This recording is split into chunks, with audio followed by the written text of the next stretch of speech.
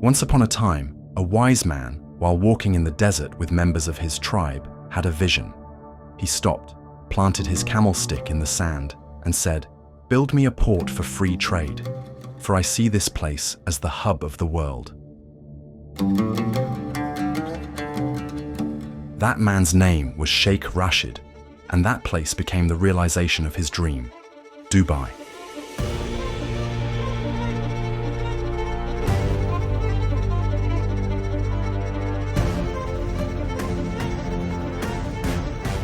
In just over 5 decades, this spectacular city of the 21st century has taken root, a modern mecca of towering glass, marble and steel, where form and symmetry in both design and planning take precedence. Today, Dubai's population exceeds 3 million people, making it one of the most dynamic urban centers in the Middle East.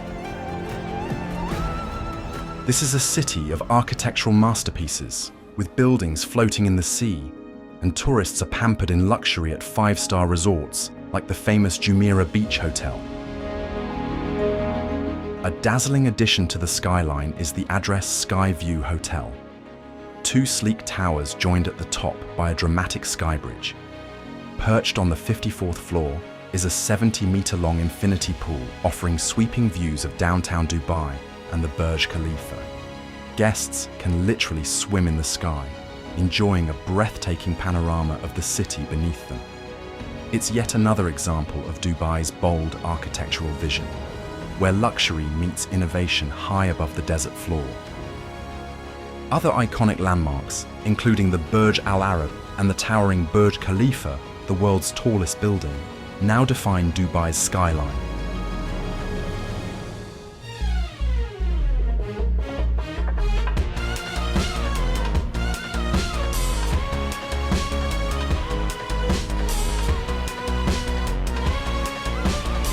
At night, Dubai's modern canals come alive with glittering reflections dancing on the water. Nearby, the Tolerance Bridge arches elegantly across the Dubai Canal, its lights shimmering over the calm currents beneath, an architectural tribute to the city's spirit of cultural harmony. In this city, oil wealth over the last 5 decades has been wisely invested in the future. Even when the oil runs out, major industries will drive the economy, ensuring the continuance of lifestyle, comfort, and security for all its citizens. And it is a city that has benefited from the foresight of many visionary initiatives, such as the establishment of a large university city for Arab youth.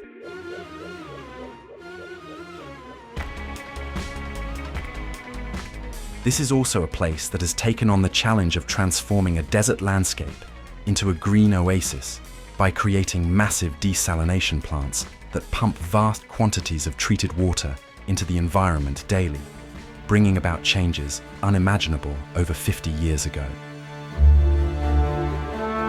Entire new ecosystems are being created, such as the wetlands on Dubai's internationally renowned golf courses, which attract an increasing number of birds each year.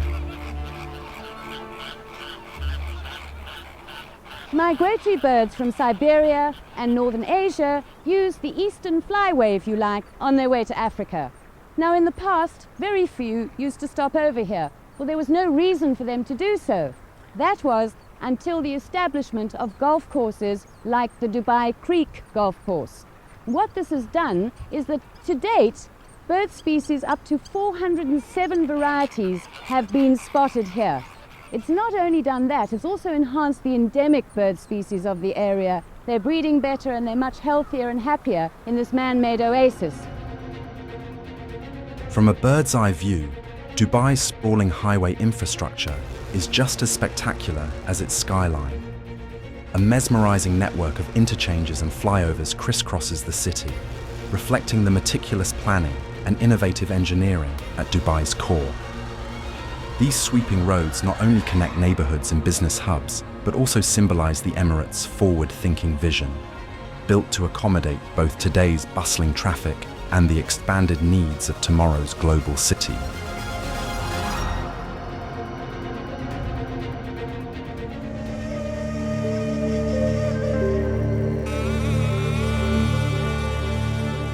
At the very heart of this modern Mecca are echoes of its more recent past.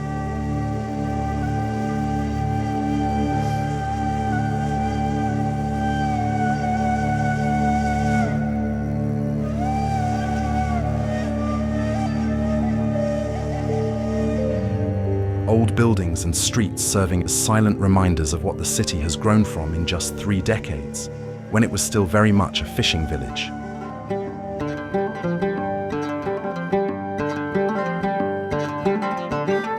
Nearby is a historical landmark, the seat of government and the center of Dubai's development during the era of the late Sheikh Rashid bin Saeed Al Maktoum.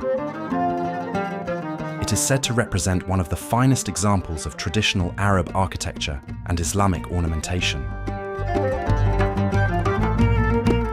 A typical feature of Arab houses, the wind tower, designed to keep rooms cool during the summer months, is still used in the city's magnificent houses today.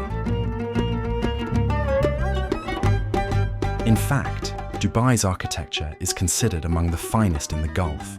And nowhere is this more evident than in the magnificent mosques in and around the city.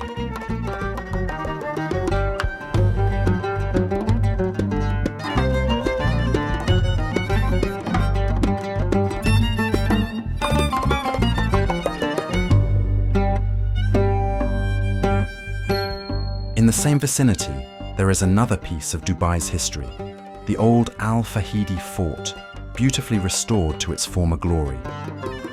It was built over 200 years ago, and it's made from coral.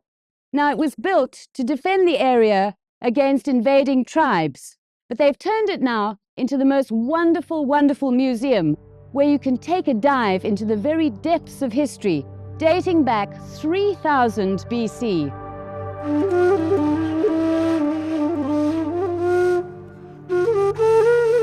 Human skeletons from this era were buried according to specific religious rituals and social customs. Notice the cup placed at the mouth of one skeleton and the dagger and spearhead lying nearby. This is a taste of old Dubai as it existed at the turn of the century, when the city was known for having the largest souks in Arabia, attracting merchants from as far afield as India, Iran, the eastern coast of Africa, and beyond. Pearling became the mainstay of the city's prosperity for many years. The cultural traditions of these early times can be experienced firsthand at the Dubai Heritage Village.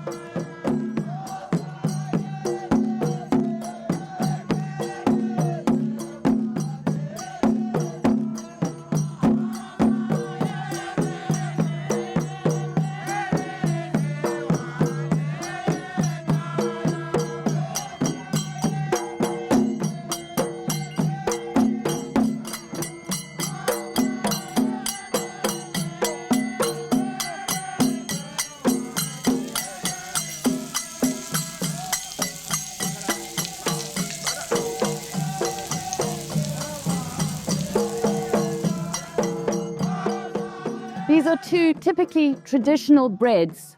This one has got a nickname, it's called chum chum, and it's the sweeter of the 2. It can be eaten with honey or sugar, and along here we have what looks like a large Indian roti. What do you call this again? What do you call this? Falazi. And this is made with eggs and flour and water, and can be eaten with hummus or anything savory. And it looks lovely and crispy. It looks all soggy in the inside and crispy on the outside. And they stretch the dough over that dome-shaped, net-covered object, and then they plonk it on like that, and it bubbles up, and that's the result. You can put fish in that as well.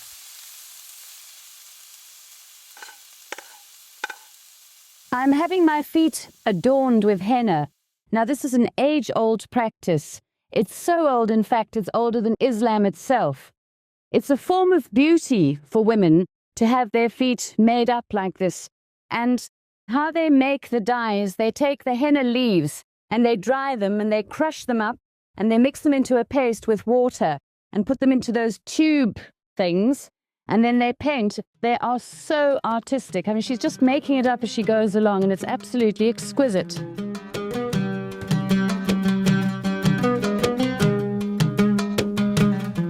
Another ancient craft, and one of the most treasured heritages that has survived over the years, is dhow building.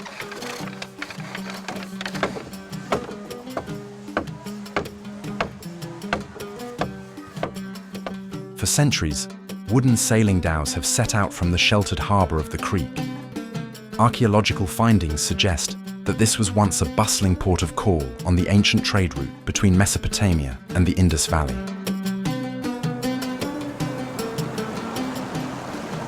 Today, replicas of these early dhows vie for space with commercial shipping along these busy waterways.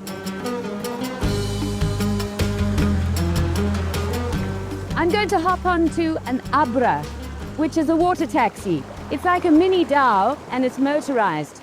And we're going to use it to cross the creek to go and visit the many souks up there, the spice souk, the fabric souk, the fish shops, etc.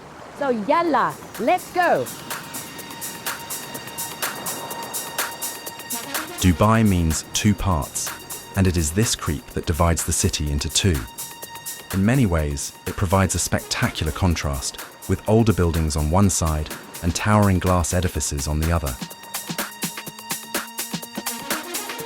Over the years, countless traders have made their way along this same waterway to do business in the souks, a tradition that thrives in this bustling city of merchants. With this kind of fish supply, no one needs to go hungry in the desert. In fact, the Emirates have not only achieved their goal of being self-sufficient in food production, but also export much of their fresh produce to the rest of the world. I have to keep on pinching myself to remind myself I'm in the middle of the desert. Look at these beautiful vegetables. They're all grown here, and some of them are in fact imported to Covent Gardens. This, to me, must be one of the most perfect examples of a watermelon. Look at it, it's so tightly packed and so full of juice. And it comes from the desert. Absolutely beautiful, beautiful watermelon. And here is one of the many spice souks in the city. If only the camera could bring you the smell. It smells absolutely wonderful. It's really pungent, but let's go and discover what they've got. All these sacks of stuff. Some of it's not really recognizable. I'm sure it all has its uses. What is this? It's alone. It's good for aftershave.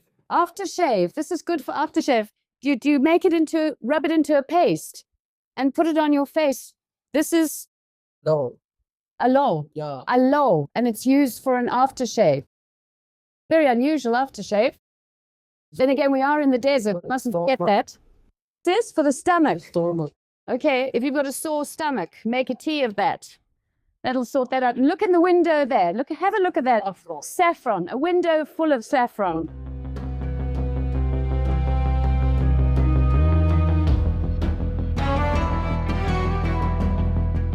Dubai is known as the City of Gold, having earned the reputation of being the largest gold distribution center in the world. The most magical time to visit the gold souks is at night, when the city sparkles and the shops beckon with their glittering goods. However, for real bargains, it's worth shopping at Dubai Airport, which is said to have the cheapest duty-free shop in the world. Today, Dubai and its airport duty-free outlets handle billions of dollars worth of gold trade annually. I heard a lovely story about this particular piece of gold. This little bar is called a 10 tola, and it's an Indian unit of weight. It weighs exactly 116.6 grams. Now, bars of this exact shape used to be shipped out from Dubai to India 200 years ago, and you can still buy them here today. I have just seen a gentleman buy 14 of these little critters. Just outside the city, on a day trip across the Hajar Mountains to the east coast, there is a popular roadside souk where you can buy exotic clay pots and affordable carpets. It's well worth a stop.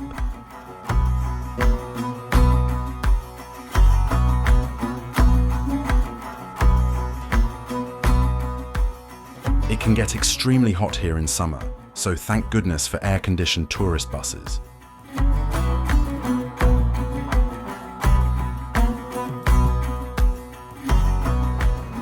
This awe-inspiring mountain desert, with its porous limestone surface, acts as a giant reservoir, filtering excess water from winter rains into numerous little oases that dot the harsh landscape.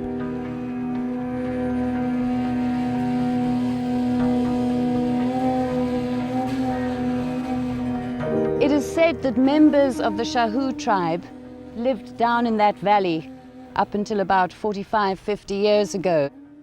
Now they lived down there, and obviously there was water in the wadi, which is that deep gorge running behind it in the rock. A wadi means a dried riverbed. But there obviously is evidence of water still here, because slightly further up into the mountains you can see a little farm there, so there must be enough to sustain that farming area. Nobody's living there, they just farm there. But it's actually quite incredible to think that people actually carved out, literally carved out an existence under these very, very harsh conditions. It really is.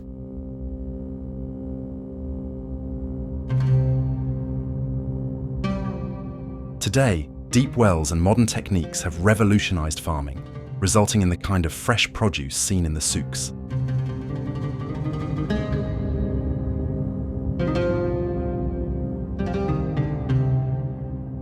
The Hajar Mountains slope gently down to the Gulf of Oman, with its hauntingly beautiful coastline. Here, the pace of life is slower, and the style of living simpler, a glimpse, perhaps, of what Dubai might have been like some 50 years ago, when fishing was the mainstay of the economy and fishermen mended their nets on the beach.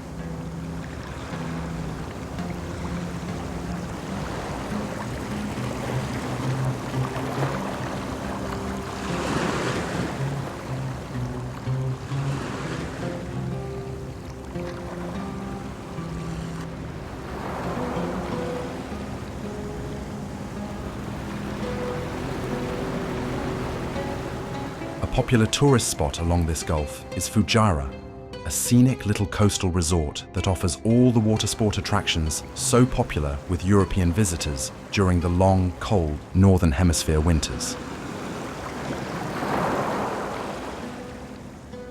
A strange sight in this area is the Al-Bidia Mosque.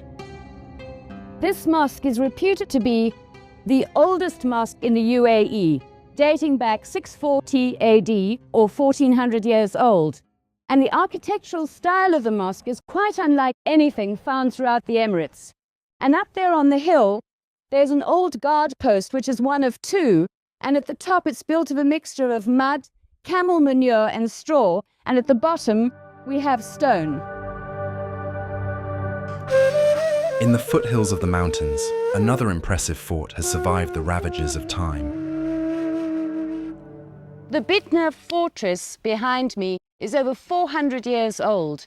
Now, it was originally built to protect this wonderful oasis area, and it's still very, very fertile. There's a lot of water here, judging by the greenery of the date palms and the vegetable gardens that they're farming down below.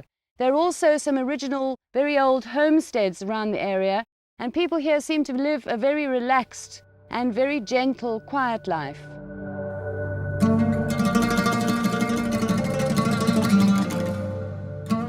Another excursion into the Hajar range, in the direction of the small fort settlement of Hatta, takes you through spectacular mountain vistas.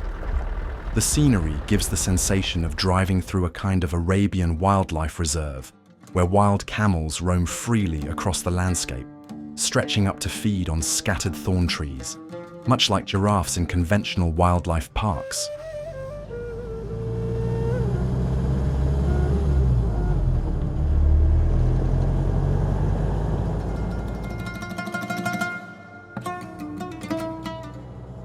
From the foothills of this vast mountain desert to its rugged peaks, the scenery is stunning. Just when you begin to feel isolated in a time warp, where no life could possibly exist, a small oasis appears. These huge rocky reservoirs filter water throughout the year into some of the driest riverbeds. Winter rainfall can be so heavy at times that wadi bashing, off-road driving in dry riverbeds, can become extremely dangerous.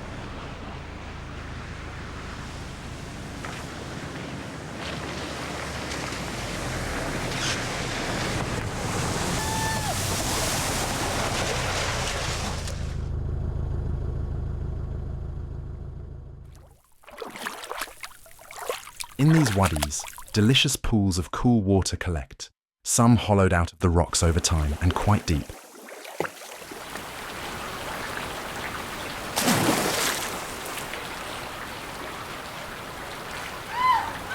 The stones can be harsh on your feet, so it's best to keep your shoes on.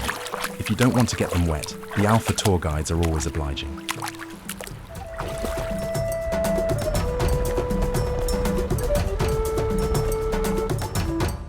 Sir Bani Yas Island, off the coast of Abu Dhabi, is another day trip well worth taking. Owned by President Sheikh Zayed, it astounds visitors with its transformation. By pumping in 6 million gallons of desalinated water daily, Sheikh Zayed has, over the past 5 decades, turned this desert island, once without a blade of grass, into a green garden with over 3 million trees and vast olive plantations producing 15 tons of olives annually.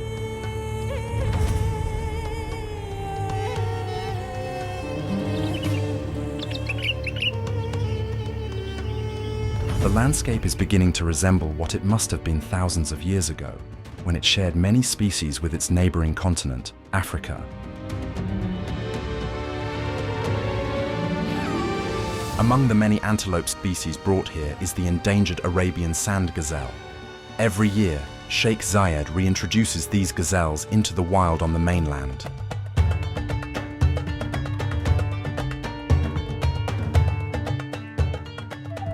The Arabian oryx, another highly endangered species, has also found sanctuary here.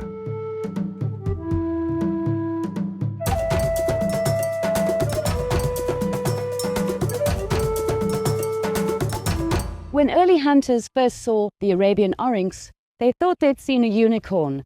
That's because of its white color, and when it stands sideways, it looks as if it only has one horn growing out of the middle of its forehead. But until just recently, the Arabian oryx was almost extinct, until they developed breeding programs like this one at Sir Bani Yas Island. They began here a mere 15 years ago with 2 males and 4 females, and they now have 600.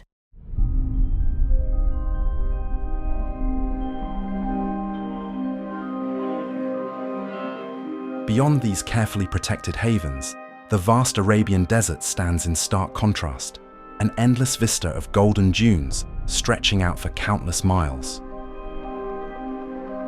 Far from the city's hustle, the desert forms an ever-shifting tapestry shaped by winds that have blown here for centuries, across sands believed to be millions of years old.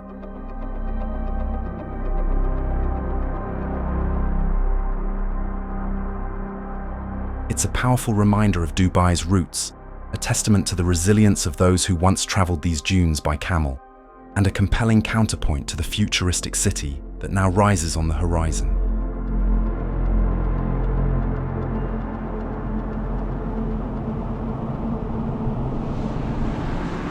No trip to Dubai is complete without a desert experience. If you don't have a camel, the easiest way to cross the dunes is by 4-wheel drive.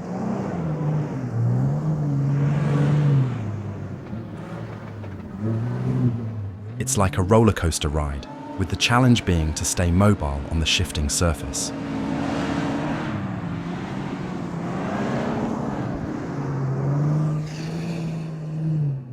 In the Gulf today, camels are more likely to be seen on farms as livestock than carrying Bedouin tribesmen across the desert. On one farm, there are 200 females for 10 lucky males.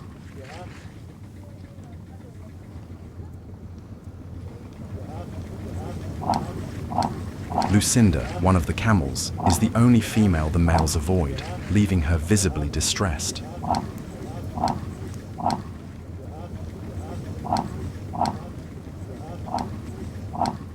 Look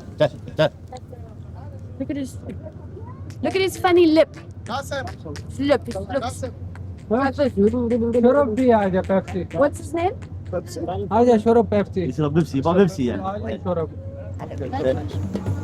Nighttime brings us to a Bedouin camp, where we experience in comfort what must have been a very harsh existence for those hardy tribesmen.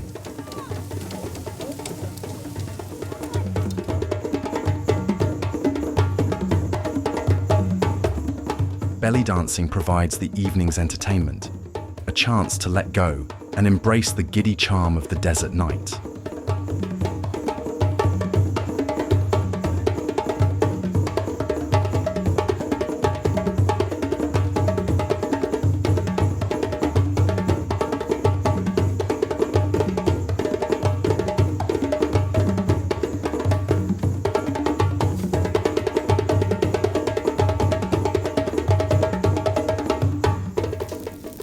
As the evening winds down, the mood quiets, and everyone settles for a deep draw on a traditional pipe.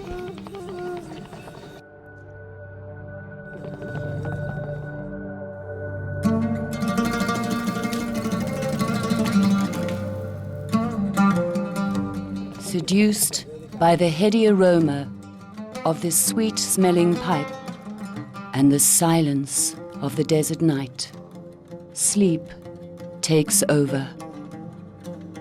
I sail away on my golden dhow. Decorated boats and phantom shapes drift by.